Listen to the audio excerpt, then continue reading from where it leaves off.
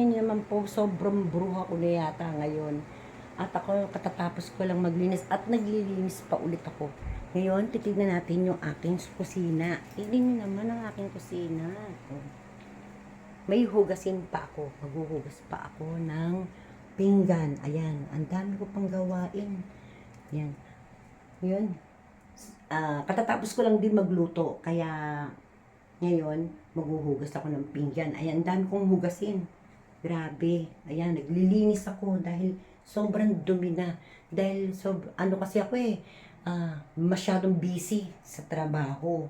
Kaya, yun, hindi makapaglinis araw-araw. Kaya minsanan lang ako maglinis. Ayan, tinanggal ko yung isang rep na nasira. Kasi may kasabihan nga daw, kapag sira ang rep, hindi daw maganda sa bahay yung mga sirang gamit. Kaya, nag-ayos ako, nagtanggal ako ng mga sira. Mga sirang plato, sirang baso, lahat ng mga tupi. Tinanggal ko na, tinapon ko na. Grabe. Kaya, yan, naglinis naman ako ngayon ng sala namin. Ayan, naglinis ako ng sala namin dahil Berne, September na, para maglinis. O tingnan nyo naman, taon-taon ako talaga nagje-general cleaning talaga. Kasi kapag ako naman hindi busy, talaga naglilinis ako, pati CR, lahat, pati taas namin, ayan, taas namin. Kaya lang sa taas, mamaya pa ako maglilinis. Kaya ito, naglinis muna ako dito sa aming sala.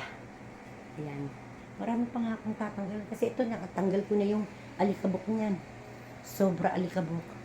Kasi ngayon lang kasi pagkakataon ko talaga. Pag ako nakita ko talagang sobrang dumi na, ay nako, talagang inaano ko yan. Tinatanggal ko talaga yung mga dumi, mga sirang gamit. Inaano ko yan. Ayan. Kaya ito, maglilinis muna ako. Ayan, di ba? Kaya bye-bye. Don't forget to subscribe and click the bell button para updated kayo sa aking mga dumi. Joke. Para updated kayo sa aking paglilinis or sa pagpunta kung saan-saan na lugar.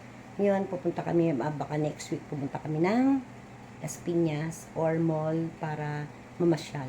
Yeah, thank you very much. Thank you guys. Bye-bye and see you next video.